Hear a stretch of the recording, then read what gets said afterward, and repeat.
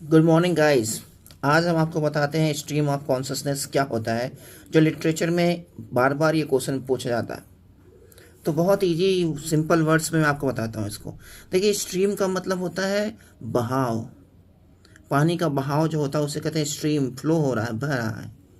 अब स्ट्रीम तो आपको समझ में आया। कॉन्शसनेस क्या हो सकता है? कॉन्शसनेस होता है चेतना, आपकी सोच, आपका मेमोरी।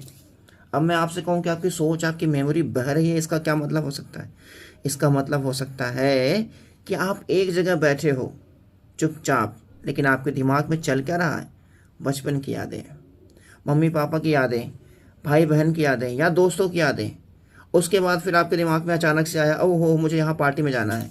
फिर कुछ देर बाद आपको आया कि अच्छा 10 साल पहले मैं वहाँ पार्टी में गया। फिर आपने किसी को देखा तो आपको लगा कि अरे यार ये स्टूडेंट लग रहा है, तो मैं भी ऐसे ही स्टूडेंट हुआ करता था। फिर आपने किसी को देखा तो what is actually happening to you? आप हो तो वर्तमान में, लेकिन आपका दिमाग घूम रहा है पुरानी भूली बिसरी यादों की तरफ। तैर रहा है जिसे कहते हैं, बह रहा है जिसे कहते हैं। आपका माइंड, आपकी मेमोरी, आपकी चेतना बह रही है। And this is called stream of consciousness technique, which is actually used by literary critics and writers. जैसे आपको वर्जीनिया वुल्फ का Mrs Dalloway is a very famous novel. उसमें मिसेस डेलावो एक गार्डन में बैठी हैं, एक सीट पे बैठी हैं और अपने पुराने दोस्तों को, अपने पुराने लव अफेयर्स को याद कर रही हैं। वो क्यों ऐसा हो रहा है? क्योंकि अगर आपको किसी वर्तमान को दिखाना है, उसके मेमोरी को दिखाना है, उसके साइकोलॉजिकल डेप्थ को दिखाना है, तो पुरानी चीज़ों को दिखाना पड़ेगा। और इस चीज़ को दिखाने के लिए जिस टेक्निक का यूज़ करते हैं उस टेक्निक को कहते हैं स्ट्रीम ऑफ कॉन्शियसनेस टेक्निक। आप समझ गए होंगे कि ये टेक्निक क्या होती है।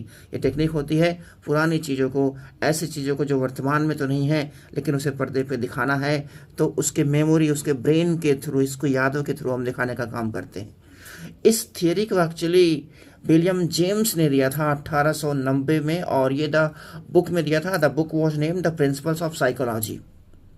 1890 में ये दिया गया था, ये याद रखना है। बुक का नाम प्रिंसिपल्स ऑफ साइकोलॉजी याद रखना है।